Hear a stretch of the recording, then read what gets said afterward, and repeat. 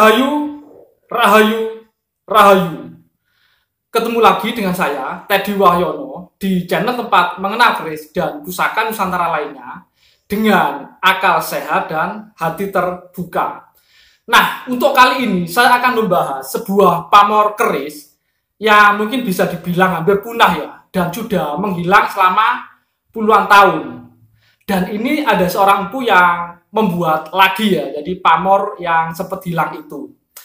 Nah, sebelum saya bahas, buat teman-teman yang belum subscribe, silahkan subscribe dulu biar tidak ketinggalan informasi dari channel ini. Nah, keris yang saya maksud itu adalah seperti yang gambar di samping ini ya.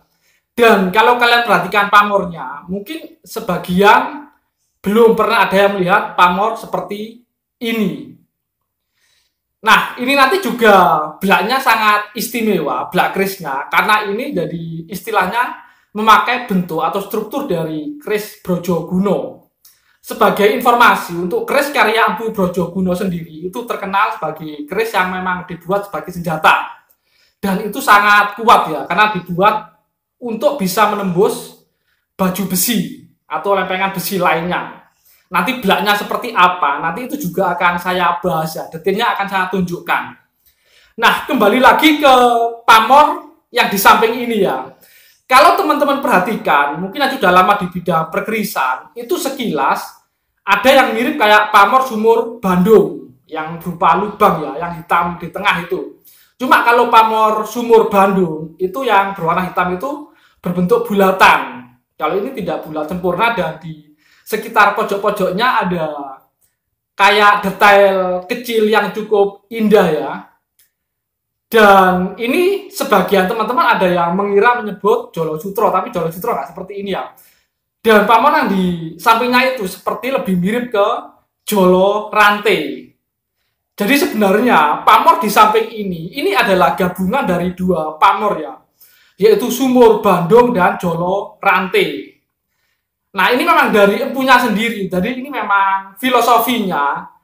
Kalau untuk tuannya sendiri, ini memang lebih ke karejeken atau kerejekian.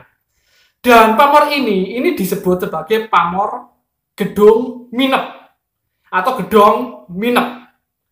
Kalau di zaman sekarang, mungkin artinya nggak jauh beda dengan gedung rumah ya, atau bangunan kayak perumahan itu. Jadi secara garis besar kalau di era sekarang mungkin istilahnya cocoknya yaitu dengan istilahnya orang yang bergerak di bidang properti ya, bangunan, pengembang, developer itu atau tuan tanah, jadi semacam itu.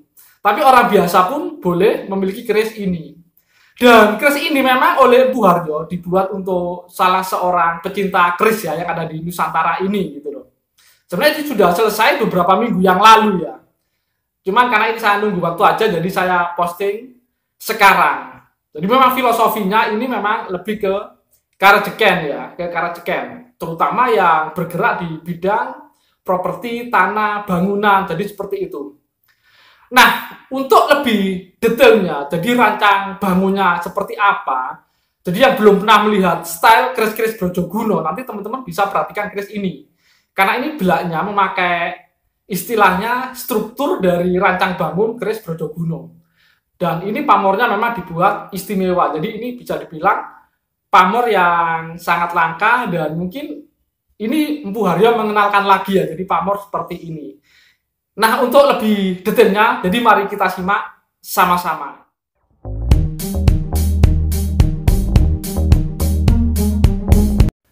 Nah, sebelumnya saya bahas untuk warongkonya ya. Jadi ini pakai pendok ya. Jadi ini pakai pendok topeng.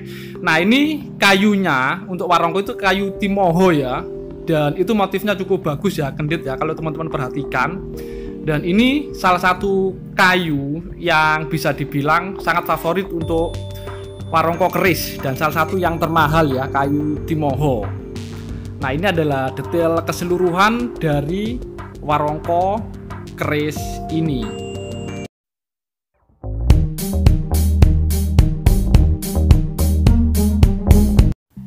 Nah, ini adalah detail bilah dari keris dengan pamor gedong minep ini ya. Kalau teman-teman perhatikan pamornya itu sangat indah ya, dan itu sebenarnya muncul kalau di Raba ini memang sangat terasa ya itu pamornya ya. Jadi ini memang dibuat dengan sangat detail dan indah, dan itu kalau teman-teman lihat itu enggak ada yang nerjang ya. Nah, untuk belaknya sendiri, jadi dedek dari keris ini jadi mengambil jadi seperti belaknya keris Brojoguno ya. Dan ini dapur jalak. Ini teman-teman sudah ada odo-odonya ya. Salah satu keris Brojoguno. Jadi ini memang ini cukup tebel ya. Jadi memang sekilas terlihat kayak ngelimpo yang bagian tengah ke atas, tapi ini sangat tebel. Karena memang untuk keris-keris Brojoguno sendiri memang itu dibuat sebagai senjata yang bisa menembus baju besi atau logam lain. Dan ini memang oleh Empu Haryo belaknya dibuat seperti struktur keris Brojoguno atau keris karya Empu Brojoguno. Nah, itu teman-teman perhatikan ya. Jadi pamornya itu memang sangat bagus ya. Jadi memang sekilas kayak pamor sumur Bandung. Jadi yang berupa bulatan warna hitam kalau setelah diwarangi ya. Tapi itu di sampingnya ada jolo rantainya. Jadi ini memang gabungan dari dua pamor, yaitu pamor sumur Bandung dan jolo rantai. Nah, ini adalah detail pamor. Jadi ini teman-teman kalau diperhatikan memang sangat indah ya. Dan ini memang sudah lama nggak muncul, dan ini oleh Empu Haryo dimunculkan lagi. Nah, ini adalah bagian bawah sorsoran ya. Jadi ini memang istilahnya sangat khas. Jadi seperti keris-keris karya Empu Brojoguno. Dan ini memang dapurnya dapur jalak aja ya, nggak pakai embel-embel apa-apa. Jadi ini memang istilahnya dapur-dapur jalak di era awal ya seperti ini ya gitu. Nah, ini adalah sorsoran sisi baliknya. Ini sorsoran sisi baliknya. Jadi memang dibuat dengan detail yang sangat indah ya dan presisi ya. Kalau teman perhatikan kayak pejetannya itu, gandiknya, sampai gonjo sama wadidang itu memang dibuat dengan sangat indah ya. Memang sekilas terlihat sederhana, tapi ini bisa dibilang sangat rumit ya, sangat rumit. Dan itu untuk bikin bagian tengah odo-odonya ini juga dibuat sangat tegas. Nah, mungkin itu aja dulu informasi dari saya. Semoga bermanfaat dan jangan lupa like dan subscribe-nya.